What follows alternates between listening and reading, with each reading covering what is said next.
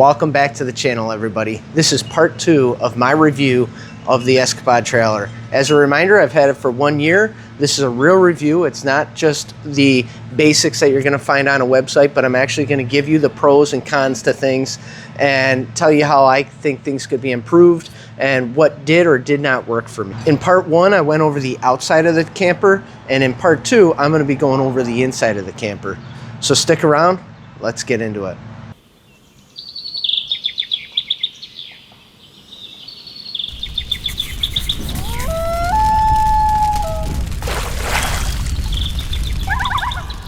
All right, let's get in here and take a look here.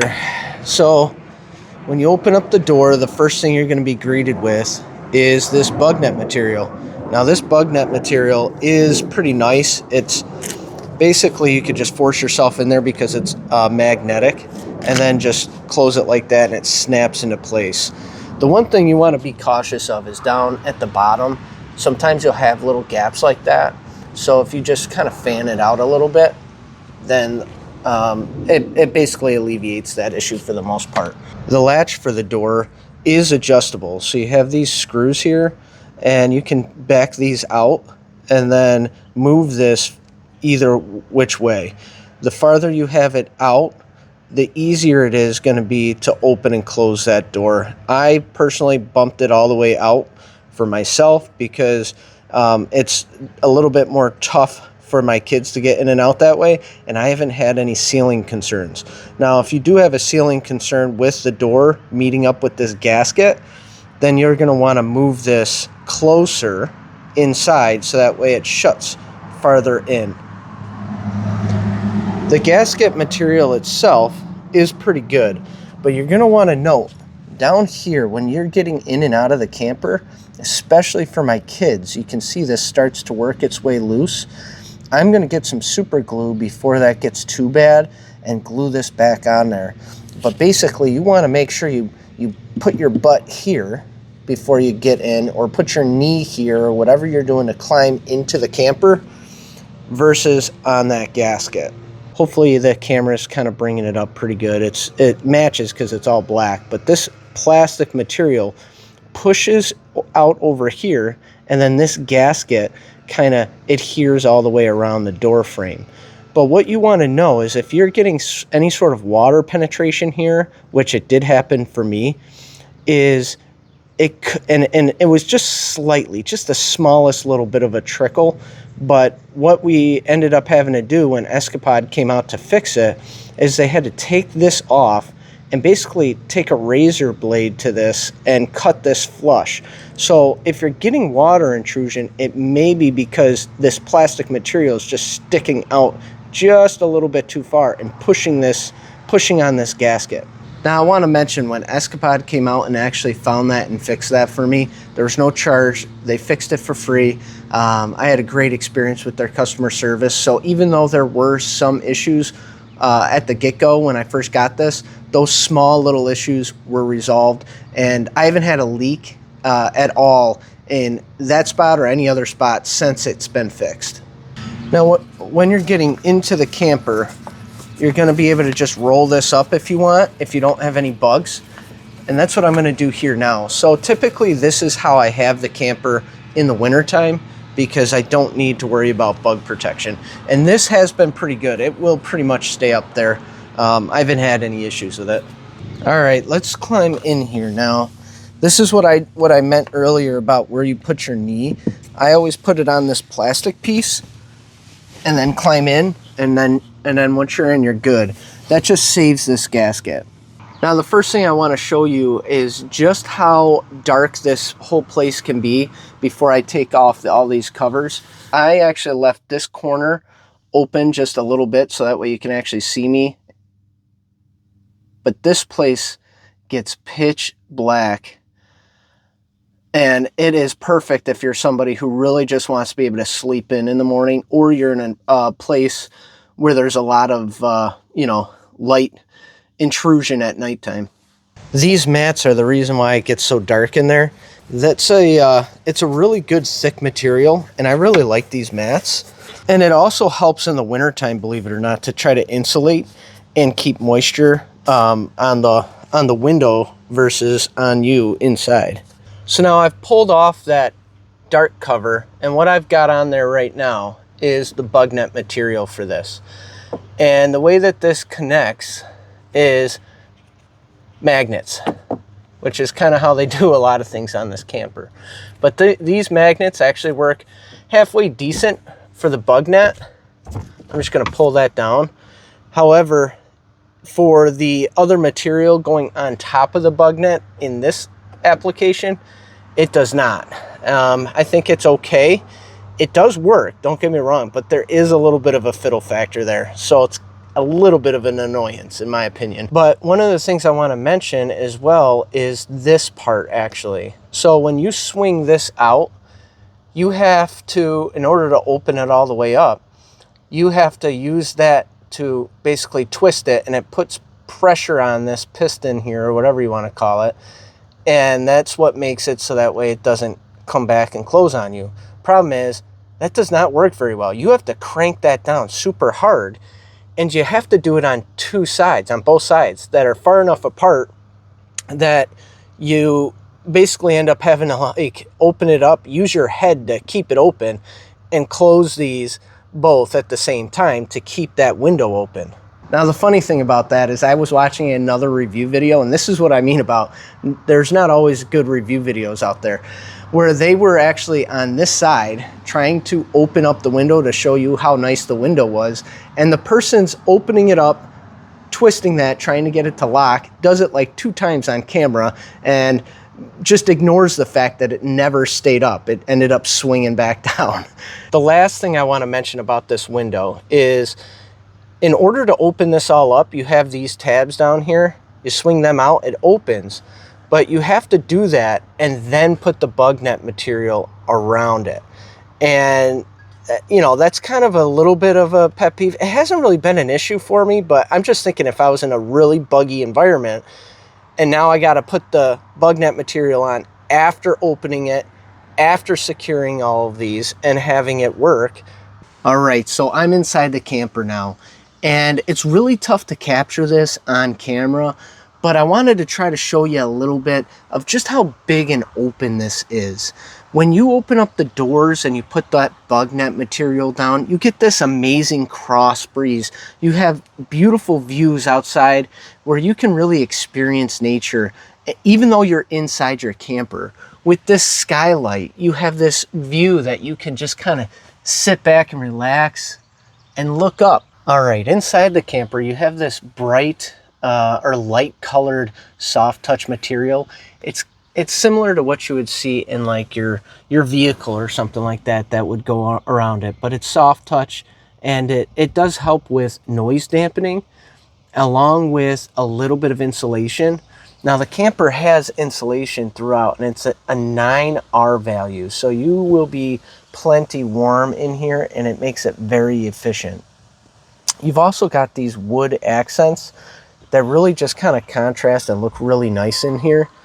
And because everything's so bright or light colored, it really brightens this place up so you don't feel like you're in a coffin.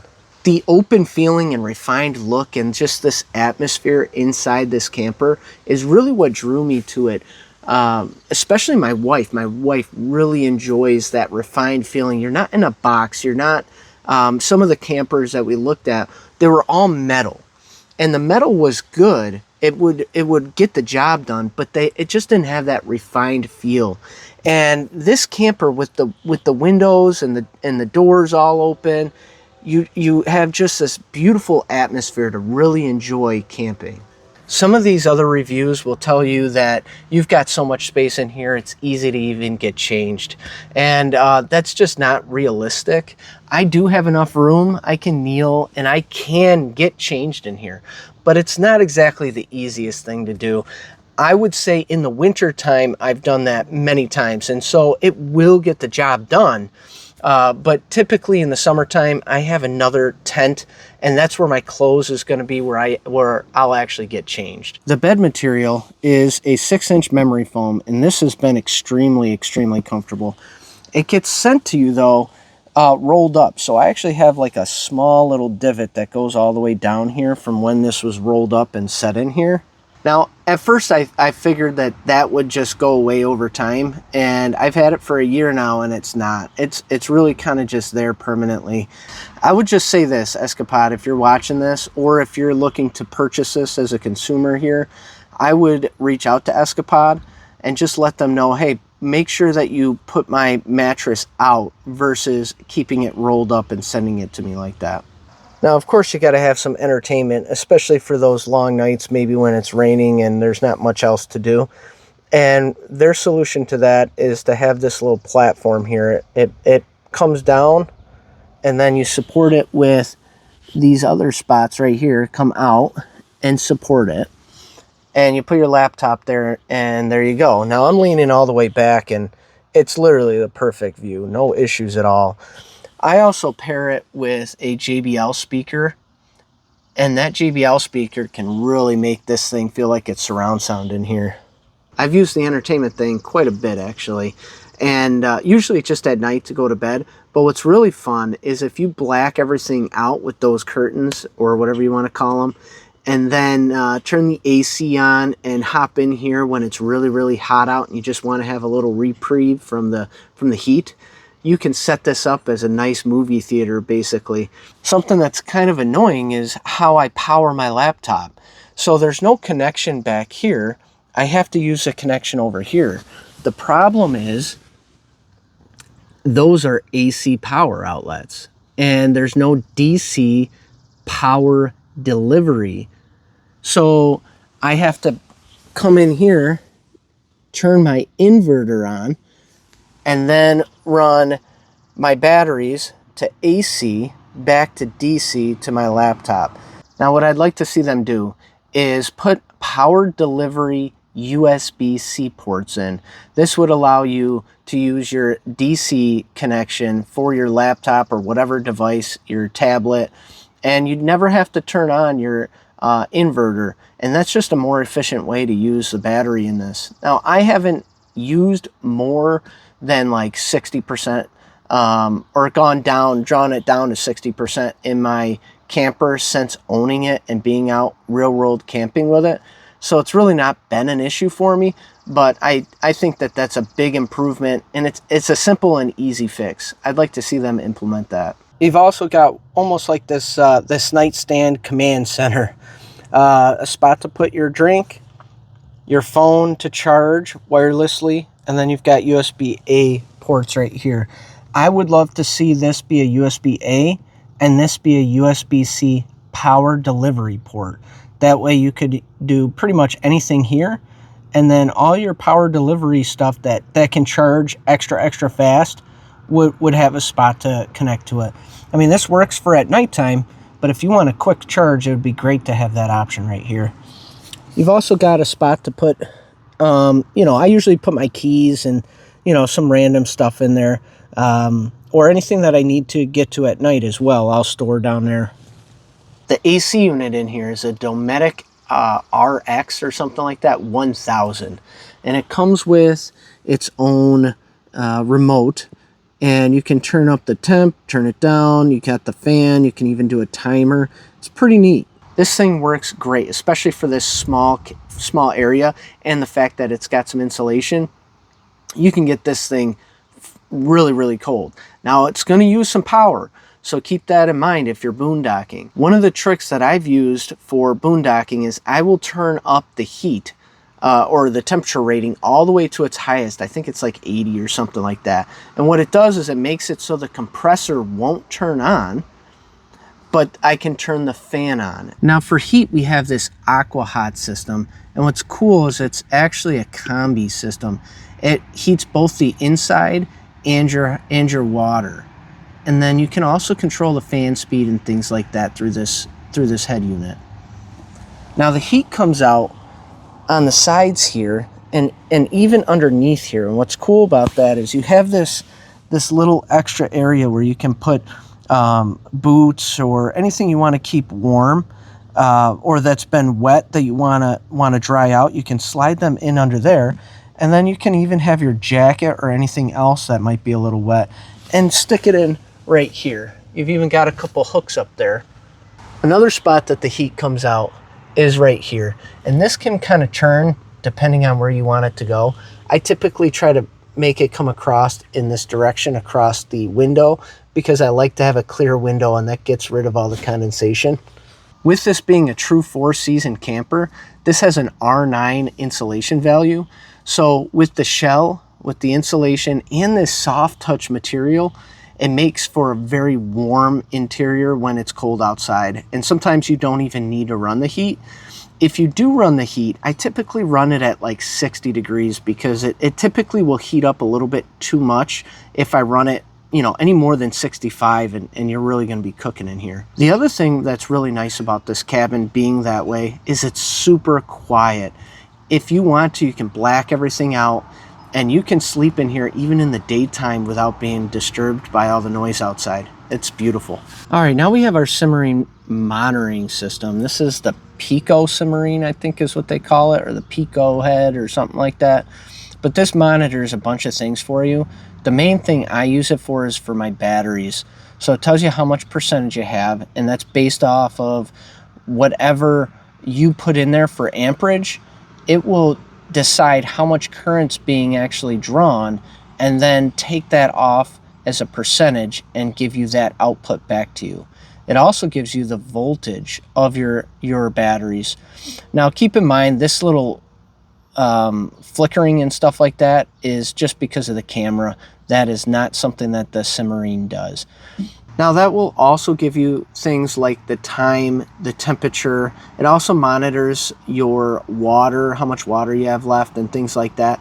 But what I've found with this Simmering is that I have set it up repeatedly, and for whatever reason it like forgets my settings and stuff between trips sometimes, but it will at least keep the battery stuff, which is interesting enough.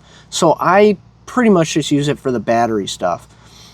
The water, I'll show you that when we go over the galley, but you can see how much water you have visibly, and I don't need to check it with the Simmering, so I don't even set that up anymore. What I wish I could do is change out the water monitoring setup for propane monitoring setup. That would be very useful because I can't tell how much propane I have, but I can tell visibly by checking how much water I have.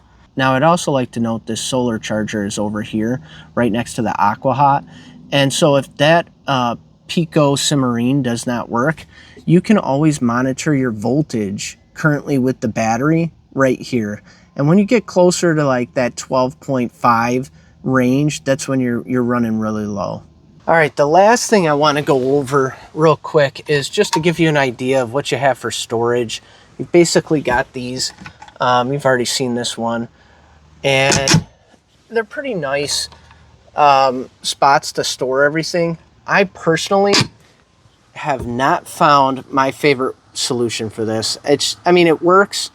You can kind of just pile your stuff in there, but I almost feel like all of these should have maybe one more row or something like that, just so that way I could separate, you know, the smaller items. All right, guys, so that's the inside of this thing. I gotta say, it is a treat to be inside that camper, especially compared to any of the other trailers out there that just don't feel homey. They don't feel like it's a comfortable place to be in. All right, so that's part 2. Part 3 is gonna be the galley. We're gonna get into that next.